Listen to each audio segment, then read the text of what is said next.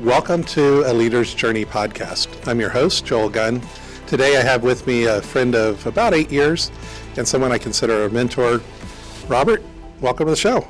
I'm glad to be here. 8 years have gone by, huh? Yeah. In fact, That's next month. It doesn't 2 feel months. like it's been 8 years. Yeah, sometime in the next month or two, it'll be 8 years since we met each other. Very cool. Yeah. So before the show, we were talking a little bit, and I asked you a question, and we got to talking. You and I have a little bit of common background, and we like things simple. Simple is good. Simple is good. Go there as it relates to leaders. I think there's a tendency for leaders to overcomplicate what their role is and what it's not. Leadership, being a person of faith, I believe that leadership is a gift. Everybody has some capacity in order to lead. So it's not as if there are some people that are absent of it. I think it's just there are some people who just exude it, and we have a tendency of really, really overcomplicating it. I like to be able to say that God is very complex, but he's not complicated. And I mean that if I go into Genesis, he made us in his image. Okay, this is a really cool and good thing. He gave us a job. He was pretty clear about that. He placed us in a garden to work, told us what the work needed to be. He then said, well, go multiply, create culture, and bring them up in his way. This is all pretty simple. The complication comes into play is we want to lead a team or a body of people, but we really are challenged in just leading ourselves, right? We got two people in the garden, a man and a woman, and they couldn't lead themselves or one another. And then we somehow think that because we've read a lot of leadership books or we have a natural propensity or ability to be able to do this, that we can lead a society. And then we realize I can even lead at home. Mm-hmm. So how do we scale that down and really get simple and climb inside of the relationships that are needed to be able to lead well? Before we dig into that simplicity of leadership, you said something that reminded me. You said everybody has some ability to lead. I've actually met some people that were quite candidly said that's not true. Leadership is something some people are born with and some people aren't. Now, I personally don't believe that. I believe anybody can learn to lead to a level. Apparently, you believe that as well from your comment earlier. But what do you say to those people that say leadership is some are born with it and some are not? What's your thoughts around that? It might be in the working definitions of what is leadership. So there are people who have certain abilities to lead large organizations and move a mass of people. Agreed. But what about leading a family? What about being married and influencing and leading the spouse? What does it mean to raise children? What does it mean to be a good neighbor? What does it mean to do anything within work where there's one person who is admiring you and following where you're going? There's just something. We all have the ability to influence another person to go from here to there. Mm-hmm. And now, does that mean that it's going to be scaled or be exponential as to what it happens to be? No, but it's still leadership, in my opinion. Mm-hmm. Why do leaders complicate it? I think we just get in the way of ourselves. We're consistently. I need to speak for myself before I start projecting out onto others. That just isn't fair to the audience, right? But the amount of times that I, as a leader, am trying to justify or manipulate or influence, whatever word we want to be able to do, a specific outcome that is birthed out of my desire to get from here to there, versus me submitting to my Heavenly Father to say, where am I supposed to be going? What role am I playing in this person's life? How do I help that individual achieve all that they were designed to do? And there's a reciprocating factor in that. That other individual is now actually helping me do the same thing. And so I do enjoy where Stephen Covey, back in the day, he identified that he didn't have any tasks in his Franklin Covey book By the way, for those who might be really young, the Franklin Covey book was an actual physical book, and you'd write everything down. And so, And if you had one in the Fortune 500 world, you had arrived. you had arrived. Especially if you had the leather bound. That's right, right with the zipper, and it had all the goodies inside of it. You spent a fortune on all those little goodies. Right, I did. But he said he doesn't have any tasks in that book. What he has is a book of meetings. So his entire day was filled with meetings. And all those meetings, what he identified, were very important connections, a person he was investing into. Now, why would he invest in all these people all day long? Because he knew that he was going to have to come to them and ask them for something, to do something, to achieve X, Y, Z. And through the investment of other human beings, those individuals were eager to help him to be able to move things forward. So it just comes down to this, leaders are leading human beings, which means it's a relational. And when we get too thin, we start trying to force it. When we get too desperate, we're trying to force it. When we're lazy and we find ourselves behind the 8 ball, we're then trying to force it. And we just become bulls in a china shop.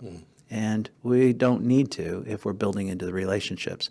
And I fall behind this curve all the time. What does it mean to have a relationship with somebody where you can go to somebody and say, I need you. Would you help me get from here to there? Or would you help the organization or the team or do those things? And when there is that rapport, most people are going to say yes and give it their all. There might be that oddball, but that's just called a bad hire. So, Speaking of bad hires, ever made any? I've made dozens of bad hires, maybe hundreds. So this podcast, hopefully other leaders are listening to. Looking back on those bad hires, was there any theme that you're like, man, if I had thought about this sooner, I would have, half those bad hires I would have never made. Or if I'd asked this question, or if I'd probed on this, is any themes in there?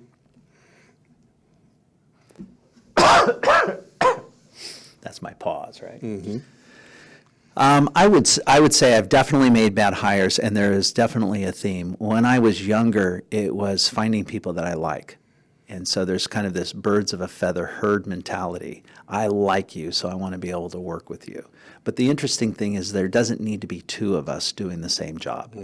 And when we're both trying to do the same job, we're going to both do the wrong job at the wrong time. What I really found is I need a diversity of skill sets and abilities and personalities. That person that might rub me wrong is actually going to be my greatest friend. They're going to keep me sharp. They're going to keep me on my toes. If there's a general respect, that person's nature or behavior or personality that's rubbing me wrong isn't meant to anger me. It might be angering me because it's uncovering something in my leadership that isn't conducive in order to move forward. Am I listening to that individual? Do they have something great to offer? So earlier in my career, I was able to quickly see that I had hired a team of about 10 individuals that reported to me, and they were all very similar. And so we were all very similar, going the wrong direction many times, or the way that we were going. Maybe direction was right, but the methodology, the how, wasn't there. And when I realized I need this kind of swatch of many different personalities and diversity around the table, different places that they're coming in perspective, then we started getting creative and we were able to start moving things forward. You've got to have diversity on all strata of what diversity is. There's a tendency of looking at diversity as just being maybe a racial issue or ethnicity or nationality. I'm talking about diversity on all spectrums, skill sets, backgrounds, education, where they came from. Quiet. Absolutely. It's got to be a little bit of everything. And how do we just respect that we all have different parts of the puzzle. And when we come together, I think it makes some beautiful things happen. As you were talking, I remembered Laszlo Bock in his book, Work Rules. He's the former chief of people at Google. He talked about in there, they're looking across Google trying to figure out how can we hire better. And so they look, and roughly 5,000 people were involved in interviews. You want to know how many of those 5,000 people could accurately predict the interviewee's likelihood of success in the first 2 years at Google? I'm going to suspect almost none. 0. Well, sorry, 1. There was one guy out of 5,000 that had a track record of being able to pick good hires. Yeah, You know, I believe that. And so the premise there is that if we're really bad at picking people, why? And what they found was because we were trusting our gut too much. I like this person. This person's like me, thinks like me, we could get a lot accomplished, right? So we go to our defaults, our preferences.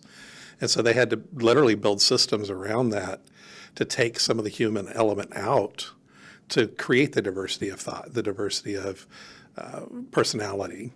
Yeah. And thereby strengthen the teams and get better hires. And there was a bunch of other stuff involved in the process. But it was interesting, out of 5,000 people, one had a track record of predicting success. Chemistry is important, right? Sure it is. We want to enjoy who we're working with, but it can't be the end all. It can't be the only lever that we're going to pull.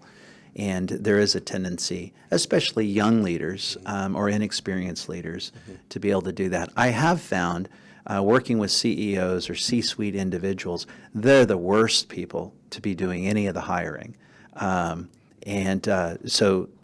one thing that could be really good, if you're in that C-suite, don't do the hiring. Allow other people to be involved, carry an enormous amount of the weight. You're still maybe the final decision maker, but allow that individual or that team of people to be able to bring in and cull the herd down so that whatever it is that C-suite individual chooses, they're all a winner, right? Now it might just be personality driven that individual likes it, but they've checked all the other boxes. How do you feel about team interviews? Depends on the environment. I've done both. I think that they can be very successful, especially, so let me back up just a little bit. If the team is determining who is going to come onto their team, right? So let's say we're a body of 20 individuals, and we have decided those 5 people are going to do an interview. At that individual is going to be part of their team. That's pretty effective because the success of their team is dependent on that hire, and they're going to choose well, and it becomes symbiotic. Both of them are they're going to invest in that individual. That individual is like, wow, you accepted me. And so that becomes a real natural fit. A team environment or a team interview with a bunch of HR people that they're not actually hiring the individual onto their team, and that investment isn't there, I haven't seen that be as success. If you're referring to a team on the employer's side, a team interview with the employee, 5 people being interviewed by one individual, and we're going to pick the one that does the best little thing, that gets a little awkward, especially if you might find somebody who's a little more introverted and they aren't going to shine as much because they didn't have that one-on-one attention. So I haven't found that to be successful. You mentioned CEOs. For those in the audience that don't know who we are, you and I know each other best through C12, so we coach CEOs. Where did CEOs tend to hold the people side of the process too closely, besides hiring? Is there any other? Oh, I think that's one of the problems of things getting in their way, especially founders. I built this up out of the trunk of my car. I know how to do it. I know all the ins and outs. I know how to do, A to Z. And somewhere along the way, that DNA has to get transferred to another person. They've got to get themselves out of the way. And the more that they try to be involved, the very thing that made them successful, the technical side of being able to produce that service and or product, that gets in their way in the ability to lead others to do that on behalf of the organization. And so, it's a huge challenge for leaders in a small to mid-sized business. Larger businesses, there's enough layers. They're still involved. There's still a problem, but not to the magnitude because the masses are getting a little bit larger on them. You and I do a lot of informal surveys among the subordinates of leaders. One of the things I probably hear the most often, although it seems like it's a little quieter in this last year, maybe just because people are tired of saying it, but communication. Communication's a problem around here. We don't communicate well. Boss doesn't communicate well. We don't communicate well with each other. Why do you think Well, one, do you think that's a true statement? And two, what do you think might be contributing to communication issues? I don't think it's communication. I would use the word relationship, right? I can communicate all day long, but what I'm saying, how I'm saying it, when I'm saying it, that person isn't hearing it, receiving it, understanding it.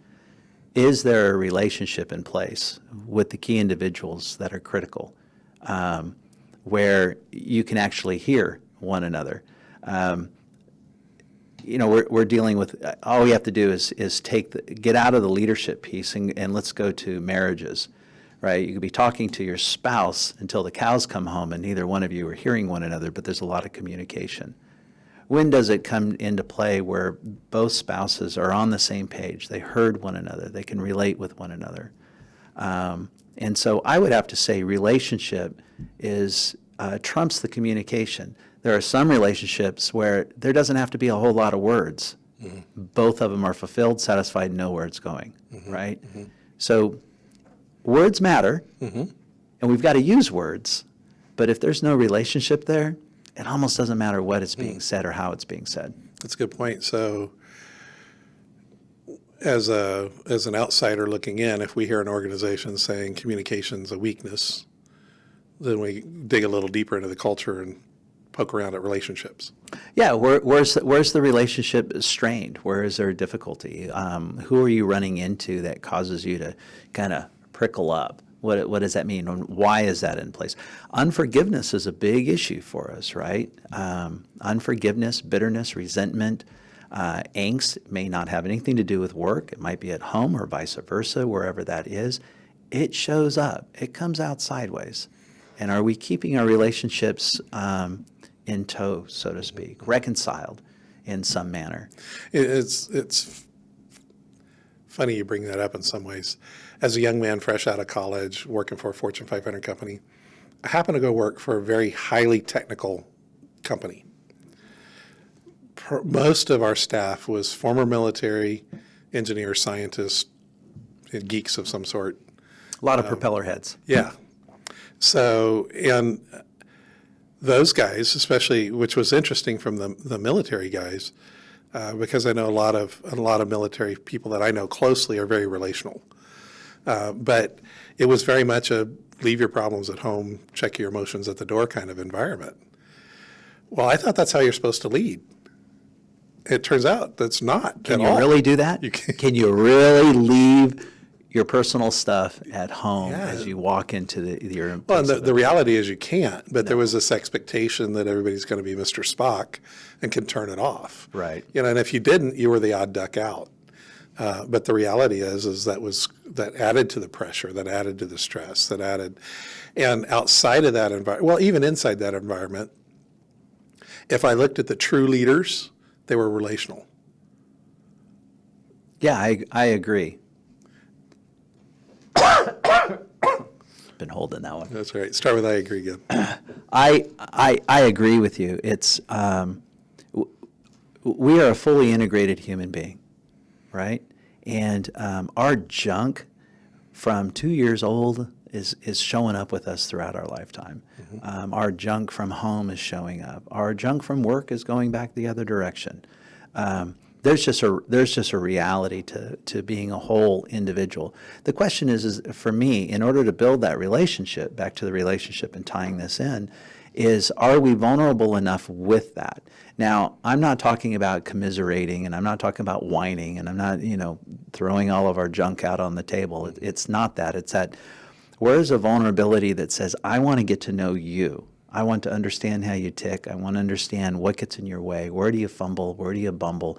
Where do you need grace? If I understand the ins and outs of that, then when we come to that hard time, then maybe I'll be patient enough to be able to work with you. It doesn't mean that there is I'm going to roll over. Free pass. At a free pass or lower my standard or expectation.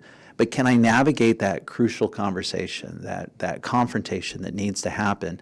And I think the litmus test is that after that critical conversation, are the two individuals still fully embraced one another, where they're going, and they're going forward? Mm-hmm. And there is a forgiveness. There's this, okay, that's behind us, let's move forward, let's strive forward. But if I'm dragging anything along, it's going to come out further down the road. So am I being honest with that individual? Are they being honest with me? It's interesting that you went to unforgiveness. My son's been in an interview process with a global organization, and in the latter stages of the interview, they said, is there any unforgiveness in your heart right now? As an interview question? As an interview question. That's a tough one. That's a tough question. It is. But imagine if we did ask that question, and we all probably have a moment. If you happen to catch any human, no matter how close they are to God or in their, spiritual walk or their maturity, there's probably a moment or two that there's some unforgiveness there. Certainly. But being able to recognize it and process it, I just wonder, it's not really something we talk about a lot in the business circles. No, this stuff people don't want to bring into the business. Let's not use the word love. Let's not use the word leave your stuff at home. We're not going to get mushy. What's wrong with telling somebody, you know what, I really appreciate you. I love what it is that you did. I love working with you. We don't have to make this some type of romanticized thing. This isn't in that space. Can we be genuine enough to be able to use genuine, real, authentic language without it getting weird? And if we could, then it's a great question. Is there any unforgiveness? And then to be able to engage in the journey with that person, right? Oh, there is. How are you navigating? Oh, I've been there before too. This is how and all of a sudden now there's this relationship, understanding one another's struggle. Of course there's unforgiveness in our heart. We're just not that clean, I should say, I'm just not that clean. There's something there. There might be a moment where I'm passing by and it's like, oh, I feel good. My heart, my cup is fully tipped. I'm open, no bitterness. I have freedom. There's joy and peace in that. Until I turn the corner. Where do you think? What are some of the business mistakes that leaders make? That really, you've seen lots of businesses. What are those handful of things that a leader does that takes the business the wrong direction? We've talked a lot about people, relationship, that kind of, but from a business perspective, where do you think they tend to take their eye off the ball? I think we're in the same stream, right? So I want what I want when I want it. And I am going to get it at all means. And when I start making decisions in isolation, when I start playing like it's a solo sport, when I forget that there is a body of people that are counting on me to make great decisions, when I start shoving things down the funnel in some way that is not understood, is coming out sideways, and I create a wake of casualties in relationship, thinking that I know it all, thinking that I have all authority, thinking that I can do whatever I want because I'm on top of the org chart, is so damaging. At the end of the day, if we really think about this, business exists because people exist. There would be no business if people didn't exist. There are no lemonade stands run by a cheetah or meat markets run by a giraffe. Business solely exists because people exist. And so there are people who are buying, there are people who are making, there are people who are serving, there are people who are trying to survive. Business is what we do in order to put food on our table and do what we need to do. So everything is going to be a people business. And so it'll always come down to the people. And what they're doing is hopefully in alignment with the mission that the organization is hoping to achieve. That includes P&L goals and all the other elements that are there. It's there to make a profit, but it's at the end of the day, it's the people. There's a saying that goes something like, leaders are only elevated to the level that others desire. There could be some truth in that. There can be some truth in that. Like I can't be successful unless somebody wants me to be. Well, Right? 'Cause, certainly people my can be your customers- anchor, play it out in reverse. Yeah. Yeah. Yeah. And so I think where the thought goes is, I'm only successful if somebody wants to buy this widget from me. in the realm of business, right? Yeah. I'm only successful as a dad if my kids actually enjoy my presence. Right. Perhaps, as a definition of success. I've heard it another way, maybe in the same sentiment, the same line of thinking, is that a leader should ask themselves, are the employees, are the customers, the supply chain, everybody involved, all these people, are they buying what I'm saying? Because a leader doesn't have anything to offer other than their word. Are they buying my word? If they're not buying it, then it just capped the ceiling or capped the ability to be able to move things forward because they're not buying it. If they can buy in to where that leader is going, what they're doing, how they're doing it, why they're doing it, then it sure does open up that ceiling to be able to go places. Say you're a leader listening to the podcast today. What, and they were able to, ask you, hey, Robert, you've done this for a couple decades now. What are some of the biggest ahas you've learned along the journey? Ahas. Make sure you have a really good handle on what success looks like and means, and it's an emotional response. You really know what success is. In my early 80s, my dad said, you know how I define success? And he was just a simple man, never had a lot of money. I said, how do you define success, Dad? And he goes, a man who controls his calendar. If he wants to be at his kid's game, he's at his kid's game. Yeah, and for him, that was to take a weekend his off, success. he takes a weekend off. Time was very important to him. He saw the value of time. God says, number your days, learn to number your days. So he found time. But what does success really look like? And I think that a person needs to go really deep inside of that, because our own fears, our nuances, the things that trigger us, sure do snare us from achieving that. And if that is the success and we don't understand where the stumbling blocks are or why those stumbling blocks are in place, then ultimately we're going to be craving to fill that hole, right? I'm not successful yet. I haven't arrived yet. I want to arrive to that. And then we do everything we can selfishly to be able to fulfill whatever that thing is. And again, there's this damage that is left behind us. But if we can get a good handle on what success is, I have found for most folks, they're looking for some form of peace, some form of security, some form of joy, and freedom inside of that. Those are very kind of intrinsic values. It's not so much a number. We've heard many times individuals, they reach a certain strata of income. Makes great movie plot lines. Right. When I hit 15 million, I'm out. And they never feel what they're looking for. But then we have the individual that's flipping burgers, hardly has 2 coins to be able to squeeze together, and they're filled with life. So what is really behind all of that? And I think for most leaders, nobody ever challenges them in that. So that's why I love what it is that I get to do, is to be able to sit down with a leader and challenge them at these root core issues and then say, now what are you going to do with that? Where they find whatever that is that they happen to be looking for so that they feel that they're whole emotionally, spiritually, mentally, and physically.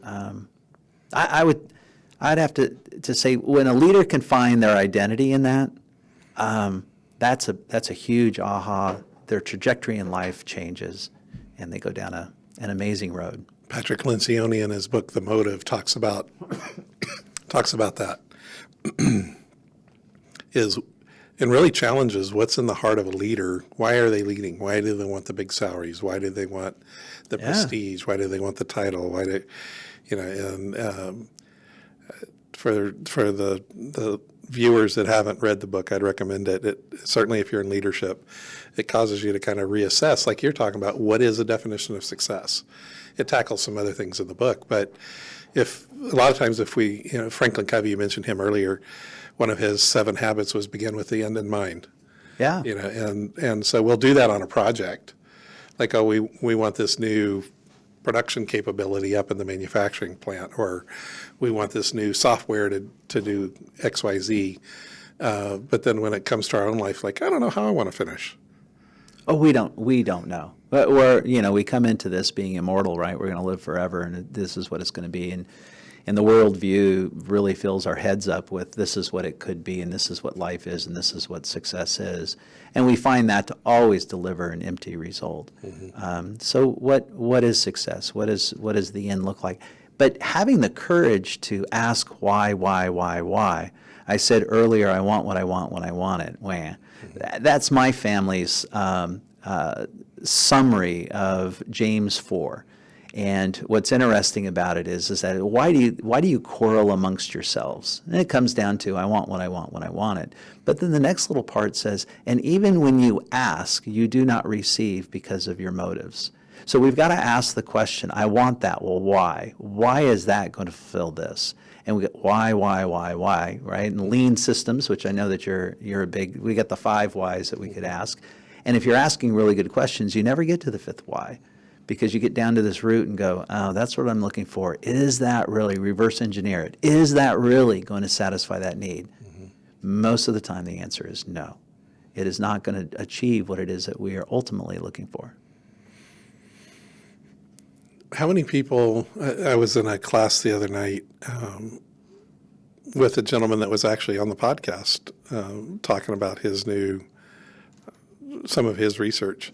And he said that traditionally, in times past, most people will go 15 plus years down the road only to discover they're in a career they don't love or weren't wired for, or has that... Didn't you?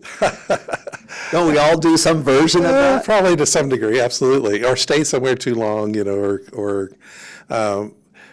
what is your thoughts around that concept? If you're especially a younger leader listening to this podcast, what is your thoughts around this idea of don't stay in something too long, ask this question sooner of what defines success?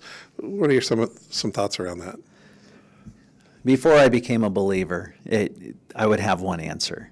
But now my answer goes to, what is a person's calling? And we hear that thrown out there. And then how do you find the calling? And what does all that even mean?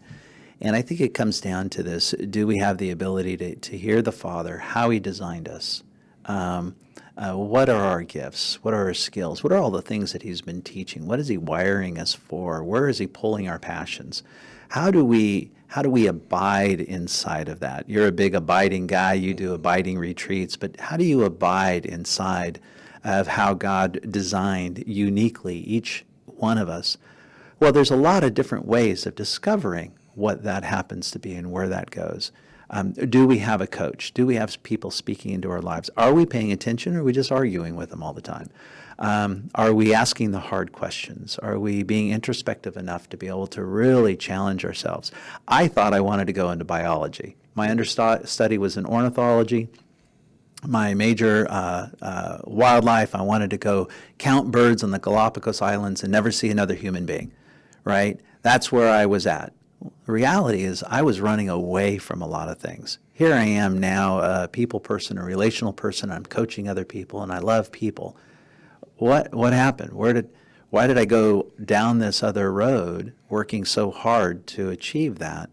I had to ask hard questions. I needed somebody to mentor me, to pull out of me what they saw that I couldn't see, and challenge me with the things that I'm afraid of because I'm running away.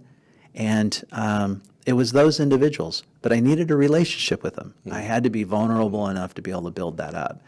And when people started pouring into me, I think I started to blossom in my 20s. And it was all because a human being was willing to say, I see something in you and I want to show it to you. Post-COVID, are we more relational or less as a society? Oh, we're much less relational, in my opinion. Yeah, no, we're too busy trying to be right. There's more division. That's not relationship. We're arguing over blue and red and black, white, and brown, and mask and unmasked. Vax, don't vax. Pro-life, we're arguing over everything right now. our tensions are high. It's hard to build a relationship when tensions are high. We're also isolated more. Our relationship is over some type of technology versus doing what we're doing right here. We're talking to one another, we're working with one another, we're looking at one another in the eye. And we haven't always agreed with each other. We certainly have not, but we've always come to a conclusion and we've agreed to support one another. And we found something that was meaningful and something that was joyful and something that we could say, I support that, I enjoyed that, and thank you to one another. Or at least I have. I hope you have. Yeah, I feel the same. But I think that the relationship is the willingness to wade into the deep end. As a fellow chair of ours likes to say, if I'm not in the deep end, then I don't want to go swimming. You got to go into the deep end, have the hard conversations in this loving, meaningful, respectful, dignified way. We can grow. We can get a lot of, but that's going away, right? Not going away, getting covered up with junk. Busyness, junk, tech, isolation, fear. Yeah. Seems like people a lot more fear. One of the things I heard recently, and I'm trying to remember the source because I hate to say things without some sort of reference, but was it at Current 23? Somebody said that distrust is the highest characteristic now. They did. Yeah. The Barna Group? Craig Groeschel was the one that was speaking to distrust, and the Barna Group could have been saying the same. But think about what's happened globally with the pandemic. Very quickly, we turned to scrutinizing those that were making decisions for our lives. And it's unfolding, the number of lies. The leaders wanted what they wanted when they wanted it. They were driving us to a certain way. We capitulated and we followed in those spaces. And we got kind of pinched in the corner. Burned. And here we are. And so distrust makes sense. The promise, right? So there's this love or respect violation that has occurred, and now we're not trusting our leadership in the country, and we're not trusting our neighbors, and we're not trusting our employers. We're all in the same boat. What's the antithesis to distrust? Golly, Joel. The antithesis of trust? I told you it was distrust. Oh, I told you this distrust? was a deep. Well, the flip side would be to trust. Right. How do we get there? How do we restore trust as leaders? I think we're back to the forgiveness. I got to put my sword down. I got to put my guard down. And we're scared right now. We're afraid to do that. We're tender, right? There's a wound there. And the idea of exposing that doesn't sound all that great. But someone's got to do something. Same as when a marriage is in trouble, many counselors will say, you guys got to resheath your sword. You got to put the sword down, because as long as you both got it out, it's hard to have a conversation feeling like the next words are going to get slapped down in some way. When are we going to hear one another? And I think that's a bit of an art, and I think we've lost a lot of that art, and I'm going to say technology didn't help us. So on that piece of putting down the sword, who has to put down the sword first? Yes. Right? Yeah. Yeah. That's the hard part. Well, as soon as you put your sword down, I'll put mine down. Right. Which in faith, that isn't how it works. Right. We put it down immediately. We're supposed to reconcile. We're supposed to be driven to do those things. But fear and worry and pain really make those things difficult. But doesn't he glorify us and bless us? And don't we find peace when we do? When we're the first one to be able to say, you know what, I'm going to set this down for the sake of this relationship. I want this to get better. I don't like this where it happens to be. And just now, let's go back to leadership, where our conversation started. Imagine a CEO going to an employee saying, I don't like how this is working, but I don't want to lose you. What do we need to do? Well, most leaders, their ego's too big to be able to set that down and say, how do I restore this relationship or build into this relationship? Or I know that there's something missing. If I try, will you try? You touched on this just before we started recording.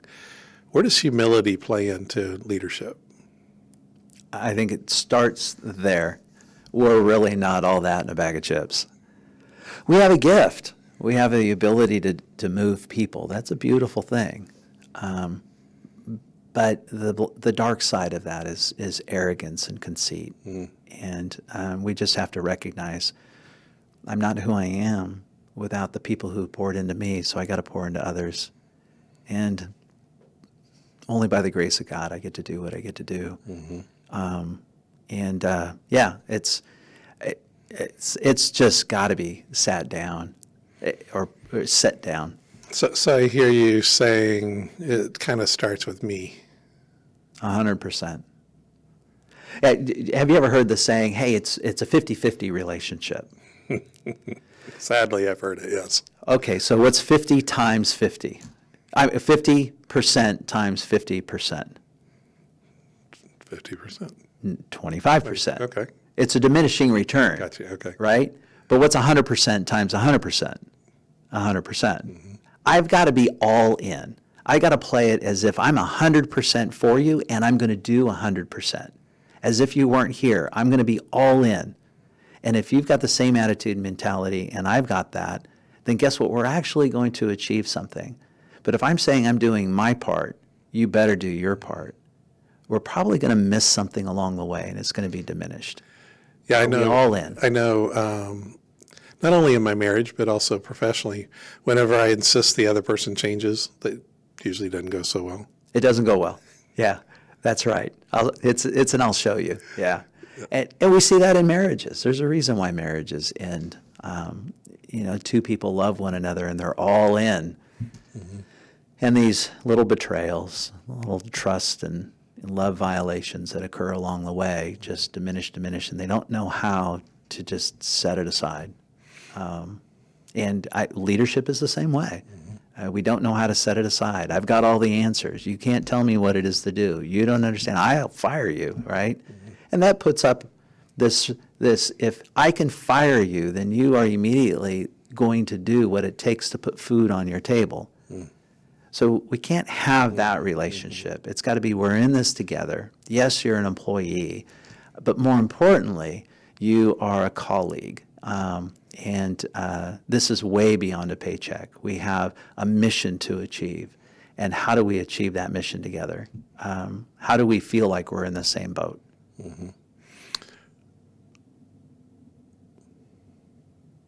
Final thoughts. There's a few other places I'd like to go, but for time's sake, what are your final thoughts? I don't know, Joel. I mean, how many, it seems like tens of thousands of books that have been written about leadership.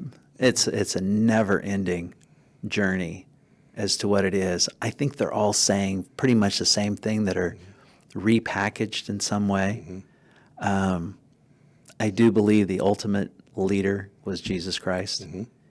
He depicted everything. And if we just looked at his behavior, his attitude, his methodology, his standard was never low. High expectations. He loved with everything that he happened to have, and he gave them everything to be equipped to be able to do it.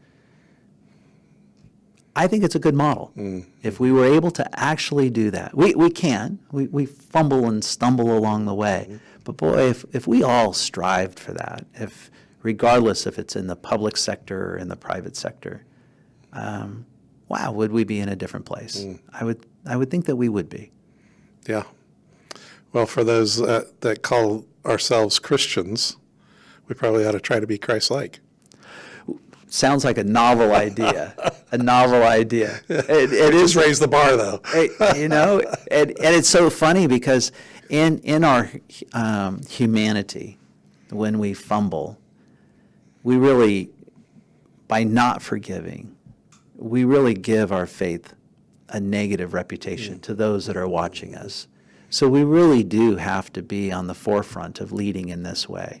And it doesn't mean backing away or just rolling over, right? There is a fight to fight, but who are we fighting? What are we fighting? Why are we fighting? I think if we're fighting the right thing for the right cause and the right reason, and it's not with the human being's dignity and respect and appreciation for who they are as being made in the image of God. Do you think the comment on a leader going to his people, say he's a Christian, a vocal Christian, as a business owner, a business leader, going to his people as a whole or as individuals, is there any value in that leader saying, the way I behaved the other day was not Christ-like? It's huge. Forget the words, but that's the concept. Yeah. Just to apologize for poor behavior. Let's just take it. Let's remove the Christianese talk out of the conversation. Okay. This is our mission. I'm bought into the mission. This is where we're going. I'm going to be a visionary leader. This is everything is aligned with what that is. These are our core values. This is how we're going to behave. And I violated that one. I keep holding you accountable, all of you accountable to these core values, saying that this is what we stand for. And I know that my behavior yesterday completely ransacked that core value. And I am so sorry. I am sorry for acting that way. Shame on me. I own that. I'm responsible. I hope you'll forgive me. I will do better going forward.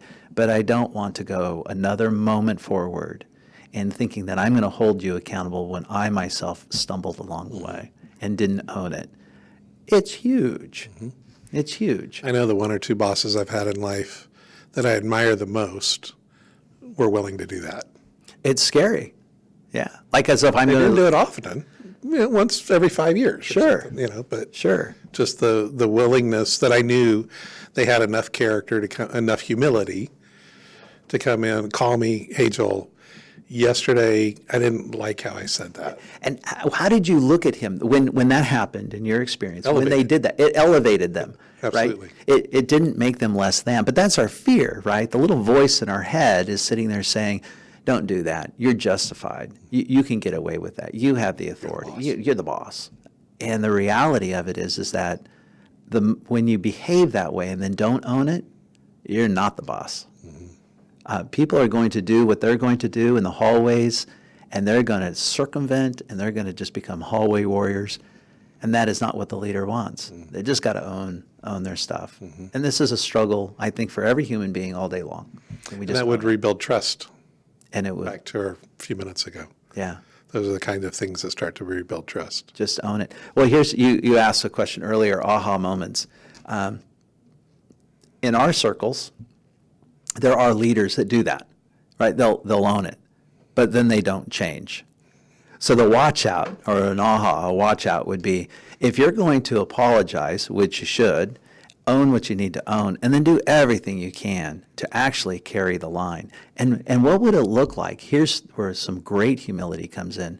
Invite people into that. To say, hey, the next time you see me going down that road, I don't care what the code word is. Would you? I promise you, I will not bite your head off. But would you call me out on it? Because I don't want to be seen as that guy. To invite others into holding one accountable only makes everybody stronger. But it takes courage to do that. There's so many of us that don't practice what Jesus said in Matthew 18, go to your brother if there's a problem and talk about it. Right. And out of the mouths of babes, right, when our 3-year-old is going, daddy, right, mommy, and you're You said you weren't going to text while you drive anymore. right, and here you are, you're doing it, and we're teaching that kiddo that it doesn't matter unless we set it down and we look at him and we say, thank you, you're right, and that's giving the kiddo courage to say something, maybe even teach them how, because they got to learn how to do it with good manners, respect, and love and admiration. But then we have to honor the fact that they did it. My parents never said it, but they modeled it. I could literally say anything I wanted to them as long as I did it with a respectful tone. Did it play out? Yeah, it worked fine. Now, there was other things that they said or did that probably governed more than, Right. I didn't have that full freedom looking back. But I tried to practice that with my kids. Like, You can tell me anything that's going on in your life. You can tell me your opinions, your thoughts. You can disagree with me. Right. And so I hope that carries into adult conversations. Yeah. Could you just respect me along the way? Could you love me along the way? And even when it's really hard, I think an individual does have the capacity and the ability to say, hey, this is going to be really hard. I have something to say. It is difficult. It may not come out great, but could you listen to the heart of what I'm trying to say? Because at the end of this, I want it to all be okay. Can we couch it in a way that the person is prepared to be able to receive it and then stay engaged long enough to be able to find a solution?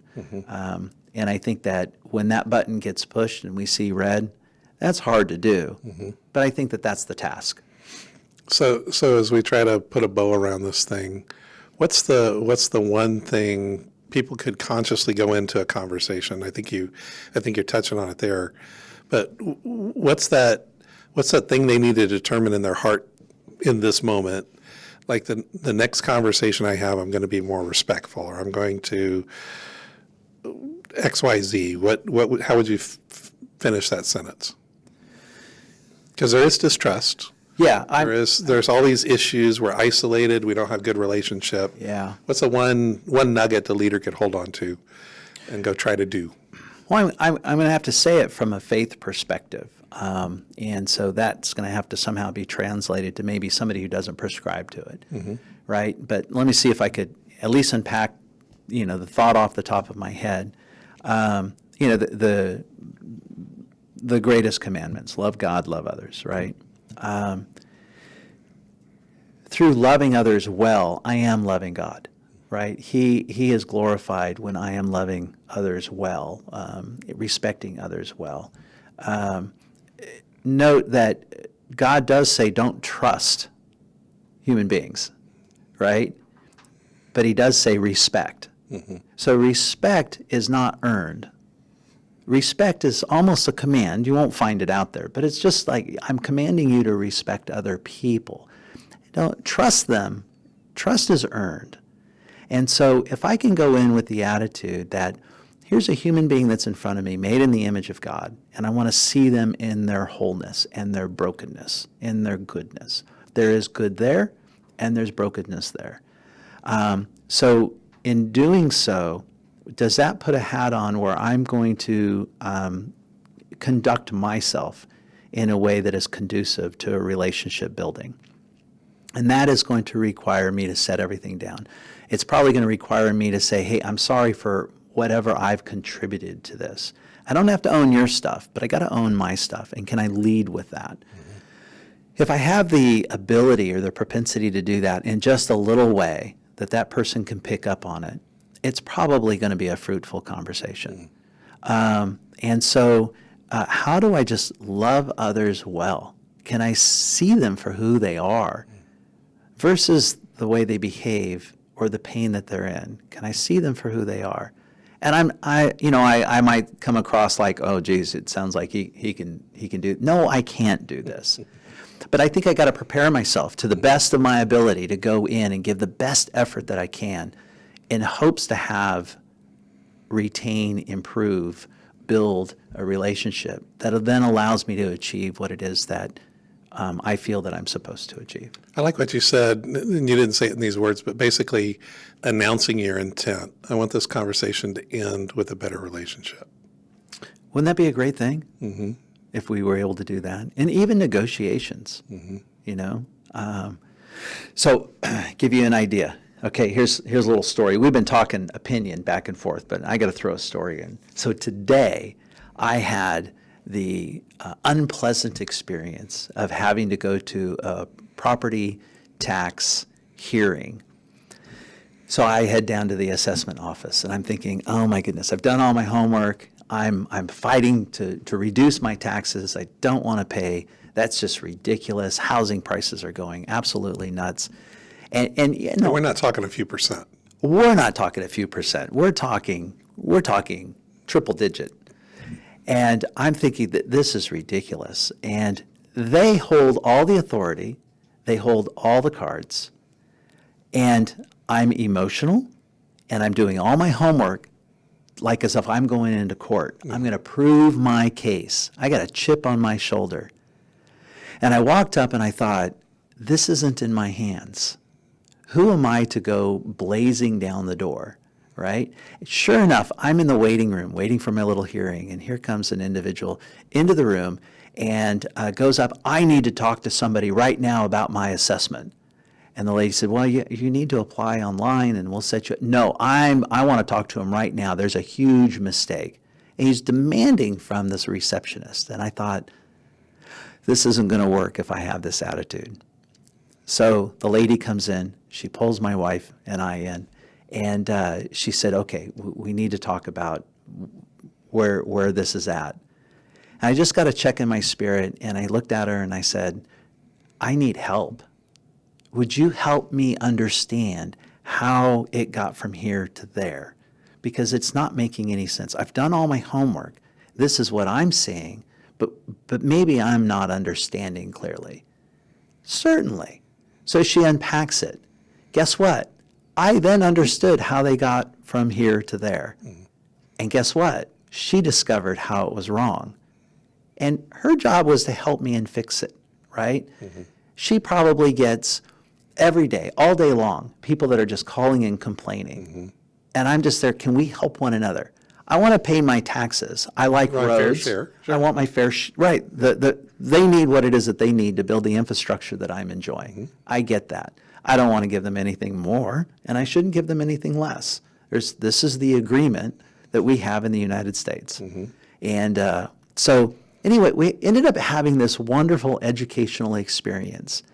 And she actually was a little, let's not say emotional, but she was very gingerly with me. And she was very caring and, walked away with a handshake and a thank you. And I thought, and that's probably how it should go. I could have gone in blazing. Sure, yeah. But I don't think I would have gotten the same result. And I wouldn't have necessarily, here was the beautiful thing. The questions that she started asking, I don't think she would have asked if she was agitated. And she fixed us in the system. She dug inside the system, found some problems that became a benefit to us, and she didn't need me to create a bad day. All right? Now, I'm probably going to be seeing this individual next year. I probably need her help. So I need a friend in the tax assessment office. Make friends. Yeah. So, and that was today, but That's awesome. I could have gone Great some story. other direction. Yeah, and so often we alienate people. I had a similar lesson earlier this year with a friend of mine, a best friend. He was so patient and so kind with somebody that totally screwed up. I mean, there was no, and then they said, well, we'll call you back in a couple of hours, and they didn't, and then the next day.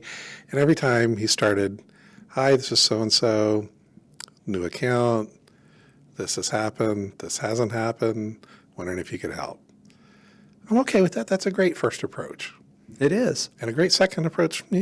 But by the fifth time, I'm like, go for the door. It's like, You need results. You need follow-up on that. and he's just staying the course, and eventually got there. I would have gotten there sooner, but I would have made an enemy along the way. Right.